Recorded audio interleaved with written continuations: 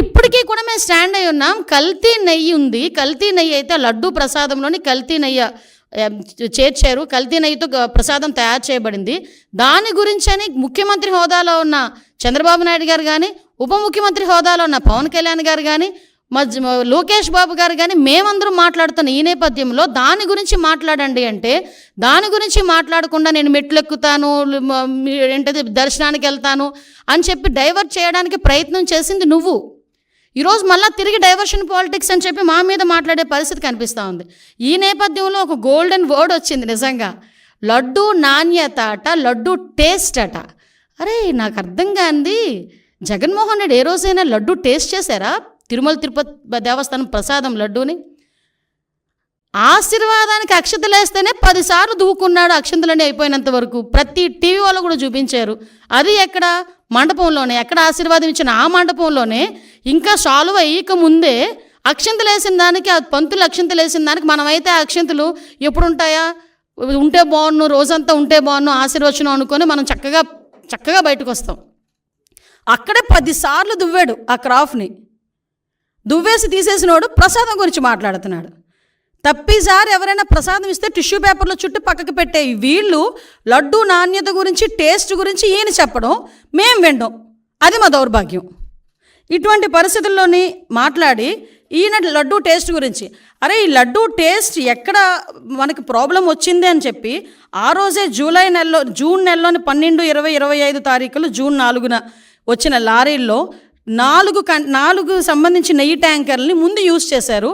ఆ ముందు యూజ్ చేసిన నెయ్యి ట్యాంకర్లలోని ఆ నెయ్యి ప్రాబ్లంగా ఉందని ప్రతి భక్తుల దగ్గర నుంచి ఫిర్యాదులు అందిన తర్వాత మిగతా 4 ట్యాంకర్లకి మేము టెస్టులు చేపిస్తే ఆ టెస్టులు ఎన్డీడీబీ రిపోర్టుల ప్రకారం అందులోని కల్తీ జరిగింది, జంతువుల కొవ్వు కలిసింది అని చాలా క్లియర్గా దానిలో మెన్షన్ చేస్తే, దాని గురించి అని చెప్పి మాట్లాడరా అంటే దాని గురించి మాట్లాడడం, దాని గురించి మాట్లాడకుండా ఎన్డీడీబీ రిపోర్ట్లో డిస్క్లైమర్ గురించి మాట్లాడతారు. అక్కడే అతగాడి తెలివితేటలు బుర్రలోంచి మోకాల్లోకి వచ్చేసాయని సంగతి అర్థమవుతుంది.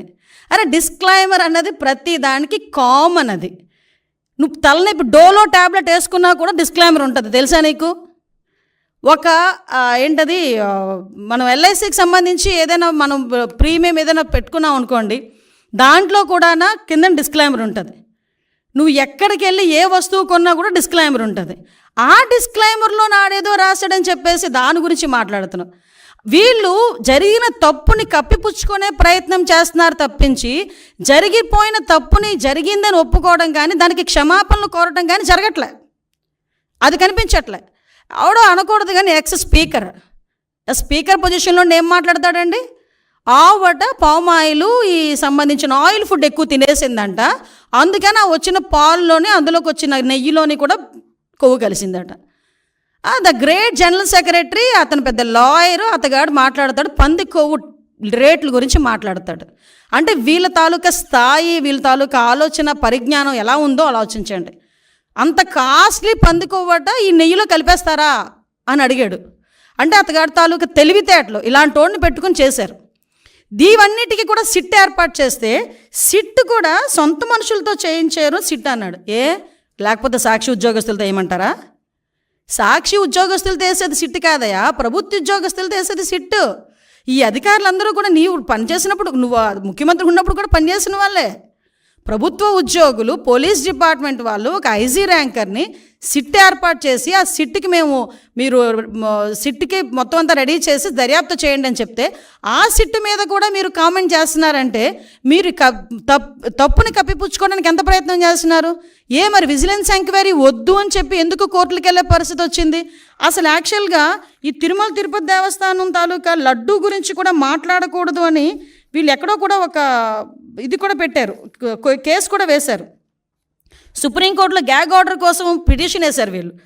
అసలు ఎక్కడ కూడా లడ్డు వ్యవహారం గురించి మాట్లాడకుండా ఉండాలి అని చెప్పి.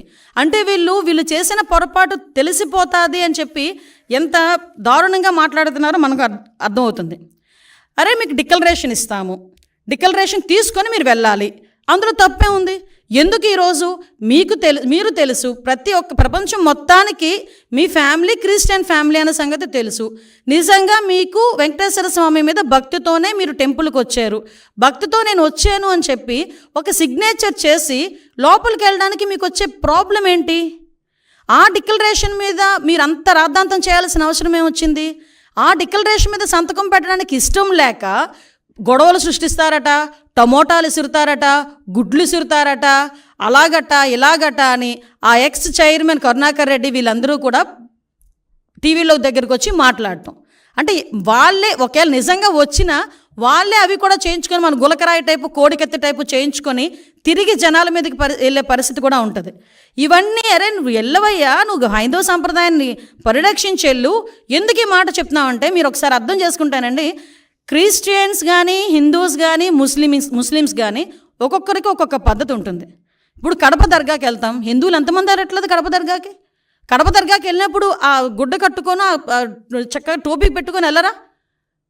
అజ్మీర్ వెళ్తారు, ఎంతమంది అజ్మీర్ వెళ్ళరు? అక్కడికి వెళ్ళి వాళ్ళ సాంప్రదాయం ప్రకారం వెళ్తాం కదా. తమిళనాడులోని ఇటువైపు కొన్ని టెంపుల్స్ ఉన్నాయి, షర్టు తీసి వెళ్ళాలి, మగవాళ్ళు షర్టు తీసి వెళ్ళాలి, అక్కడికి అలాగే లోపలికి పంపిస్తారు. కొన్ని చోట్ల పంచికట్టు కట్టుకొని వెళ్తారు, అలాగే వాళ్ళ దగ్గరికి వెళ్ళాలి. నేను నమ్ముతాను కానీ నేను అలా వెళ్ళనంటూ ఊరుకుంటారా? అక్కడ సేమ్ ఇక్కడ అంతే.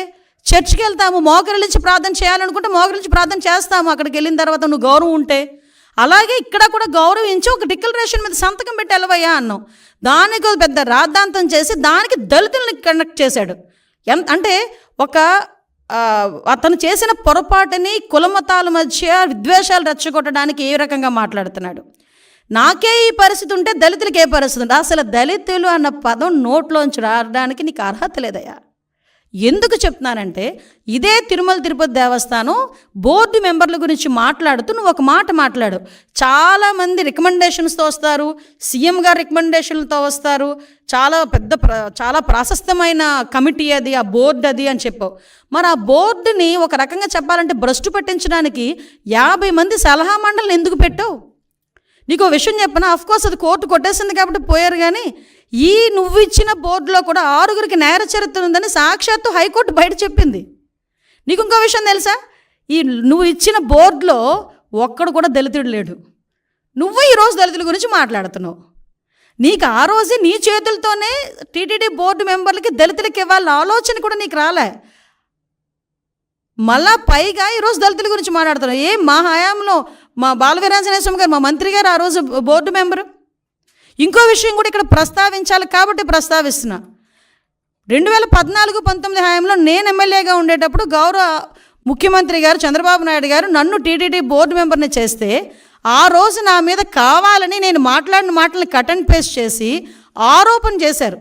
ఎలాంటి ఆరోపణలు చేస్తే ఆ ఆరోపణలు కూడా నేను ఒకటే, అతని ప్రాశస్తం తగ్గకూడదని ఆ రోజు మేమే బయటకు వచ్చి, అంటే దళితురాలనైనా నన్ను వెళ్ళనివ్వకుండా కూడా ఆ రోజు నీ పేటీఎం బ్యాచ్ అంతలాగా సోషల్ మీడియాలో రెచ్చిపోయి నా మీద రేణిపోని అబాండాలన్నీ వేశారు. మీరు అబాండాలు వేసినంత మాత్రాన నేనే వెంకటేశ్వర స్వామికి దూరం అయిపోలేదు కదా. ఆ రోజు దళితురాలను నన్ను కూడా వెళ్ళనివ్వలేదు, దళితులకి ఎవరికి పోటీ పెట్టనివ్వలేదు, కనీసం వాళ్ళకి ఇవ్వలేదు, దళితులకి ఎవరికి నువ్వు బోర్డు మెంబర్ ఇవ్వలేదు. ఈరోజు నువ్వు మాట్లాడుతున్నావు. నేను ధైర్యంగా చెప్తున్నాను, నేను హిందువుని. నువ్వు చెప్పగలవా? బయటకు వచ్చి చెప్పు, డిక్లరేషన్ మీద సంతకం పెట్టవయ్యా అంటే పారిపోయి ఇంట్లో కూర్చున్నావు. ఈరోజు నువ్వు మాట్లాడుతున్నావు దీని గురించి. ఇలాంటి విషయాలన్నీ కూడా ఒక్కసారి మనం కూడా, నేను ఒకటే చెప్తున్నా, ఈరోజు దళితుల గురించి, అంటే దళితులు అంటే ఏంటంత చిన్న చూపు? దళితులు ఎవరు గుళ్ళకి వెళ్ళట్లేదా? ఈరోజు నీకు విషయం తెలుసా? తిరుమల తిరుపతి దేవస్థానం మీద డిప్యూటీ ఈఓ పొజిషన్లో ఉన్న వాళ్ళు చాలామంది వెళ్తున్నారు. ఒకసారి చెక్ చేసుకో. నీ హయాంలో నువ్వు ఉండలేకపోవచ్చేమో, మా హయాంలో ఉంటారు. ఎందుకంటే మాట్లాడితే మానవత్వం అన్న పదం సిగ్గుపడుతుందయ్యా జగన్మోహన్ రెడ్డి, నీ నోట్లోంచి ఆ పదం వస్తే. నువ్వు మానవత్వం గురించి మాట్లాడేటప్పుడు వెనకతలు పిక్చర్ వేసుకో. మీ బాబాయ్ హత్య, గొడ్డలిపోటు గురించి ఒక పిక్చర్ వేసుకో, అప్పుడు మానవత్వం గురించి మాట్లాడదు. కానీ వెనకతను ఇంకో పిక్చర్ వేసుకో. నీ చెల్లి వీధి ఢిల్లీ గల్లీ తిరిగిన పొజిషన్ గుర్తుపెట్టుకో. మానవత్వం గురించి నువ్వు మాట్లాడేటప్పుడు షర్మిల ఈరోజు రోడ్డుకి ఎందుకు మీకు వ్యతిరేకంగా మాట్లాడుతుందో ఒక్కసారి ఆలోచించు. మానవత్వం గురించి ఆలోచించేటప్పుడు నీ తల్లి ఏం చేస్తుందో ఒక్కసారి ఆలోచించు.